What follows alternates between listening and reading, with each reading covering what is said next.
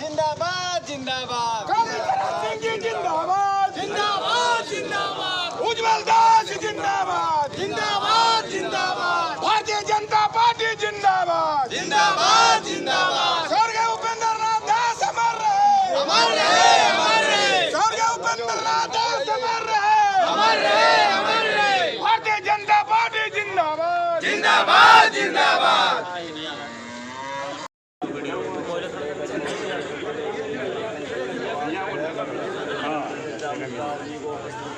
Cameraman आप लोग तरफ में ध्यान दीजिएगा भाई। हाँ पीछे भी ध्यान दिया जाएगा।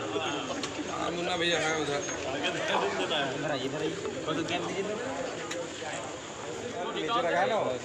परिवार में आए हुए सदस्य आज चुनाव कार्यालय में उपस्थित श्री उज्जवल को विजय श्री दिलाने के लिए हम लोग अपने अपने इष्ट देव से प्रार्थना करते रहे मन ही मन और हर काम में हर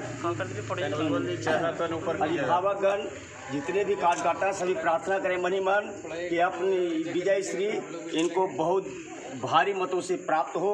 इसके लिए ओम उमा महेश्वराभ्याम नमः, ओम सचे पूर्णन्द्रभ्याम नमः, ओम वाणी हिरण्यगर्भभ्याम भारतीय जनता पार्टी भारतीय जनता पार्टी 2007 में जब मेरे पिता का देहांत हो गया था तो एक वो परिस्थिति ऐसी थी कि मैं समझ नहीं पा रहा था कि मेरा मार्गदर्शक कौन होगा। मेरे मार्गदर्शक, मेरा पथ प्रदर्शक मुझे नहीं मिल पा रहा था। लेकिन उस परिस्थिति में आप सभी ने मुझे हिम्मत दिया और मेरे लिए एक राह बताई कि बेटा तुम्हें समाज के प्रति समर्पित होना होगा, सामाजिक कार्य करने होंगे और जो तुम्हारे पिता के अधूरे सपने थे उसको पूरा करना होगा और ये लक्ष्य तुमको लेकर के चलना होगा। आप सभी मेरे मार्गदर्शक थे, मेरे पथ प्रदर्शक थे। आप सभी मैं ये सोचता था कि मेरा अभिभावक कौन होगा और आज मैं गर्व के साथ कहता हूं कि यहाँ पर जितने भी लोग बैठे हुए सारे के सारे लोग मेरे अभिभावक हैं। इसीलिए मैं जिंदाबाद नहीं, जिंदाबाद तो हैं आप लोग।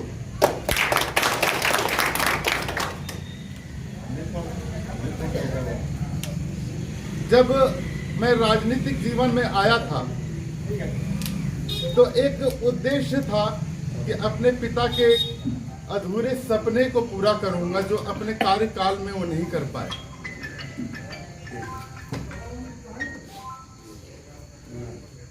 मुझे हिम्मत देने वाले भी आप लोग हैं, मेरे साथ साथ कदम मिला करके चलने वाले भी आप लोग हैं, मुझे डांटने वाले भी आप लोग हैं, मुझे प्यार से समझाने वाले भी आप लोग हैं। इसलिए मैं आप सभी का आभार व्यक्त करता हूं कि मेरे इतने सारे अभिभावक जिन्होंने हमेशा मुझे एक सही राह दी और हमेशा मुझे यही समझाते आए कि भारतीय जनता पार्टी का तुम्हें सिपाही बने रहना होगा। और आज गर्व से मैं कहता हूं कि मैं भारतीय जनता पार्टी का सिपाही हूं और ये सिपाही मुझे आप सभी ने मिलकर के बनाया है।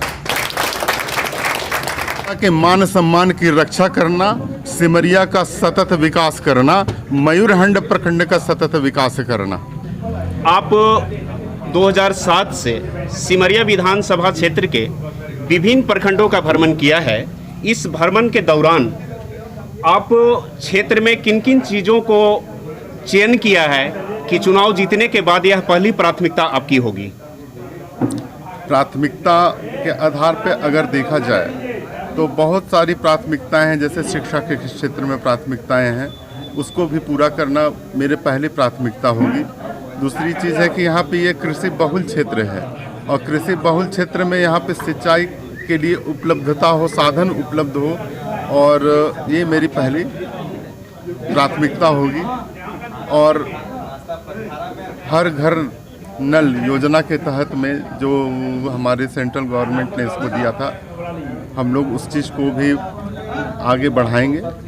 ये मेरी पहली प्राथमिकता है। हमारी सरकार झारखंड में बनती है तो निश्चित तौर पे सिंचाई की भी सुविधा यहाँ पे उपलब्ध होगी और भंडारण की भी सुविधा यहाँ पे उपलब्ध होगी, और जो भी समस्याएं हैं उस सबको हम लोग दूर करने का प्रयास करेंगे। स्थानीय और बाहरी, इस पे आप क्या कहना चाहेंगे? मुझे समझ में नहीं आता कि स्थानीयता की परिभाषा क्या होती है। क्या अगर मेरा ज़मीन यहाँ पे नहीं है, मेरा घर यहाँ नहीं है, ईंट पत्थर का मकान यहाँ नहीं है, तो क्या वही स्थानीयता की परिभाषा है? मैं यहाँ सिमरिया के जनता के दिलों में रहता हूँ, इसलिए मैं यहाँ का स्थानीय हूँ। और ये जो प्रश्न मुझसे किया जा रहा है, जो लोग मुझसे ये प्रश्न कर रहे हैं, मैं उनसे एक प्रश्न करना चाहता हूँ कि यही प्रश्न वो हेमंत सोरेन जी से क्यों नहीं करते, यही प्रश्न वो कल्पना सोरेन जी से क्यों नहीं करते, यही प्रश्न वो बसंत सोरेन जी से क्यों नहीं करते, जो सारे के सारे निवासी हैं नेमरा के। तो कोई बरहेट से चुनाव लड़ता है, कोई गांडे से चुनाव लड़ रही हैं और कोई दुमका से चुनाव लड़ रहा है। उसके लिए भी तो प्रश्न करे विपक्ष, उनसे भी तो ये सवाल करे, अपने लोगों से सवाल करे पहले, तब वो दूसरों पे उंगली उठाए। बहुत सारे लोग आते हैं जो ये इच्छा करना तो चाहते हैं, लेकिन मैं ये पक्का इरादा यहाँ पे करके जाता हूँ कि जब मैंने अपने आप को यहाँ का बेटा कहा है तो बेटा हूँ तो मतलब बेटा हूँ। अगर मैं यहाँ पर आ करके यहीं पर टेबल लगा करके, यहीं पे कुर्सी लगा करके, यहीं का कागज़ होगा और यहीं का कलम होगा और यहीं पर योजनाएँ लिखी जाएंगी और यहीं पे उसको दे दिया जाएगा। बहुत बहुत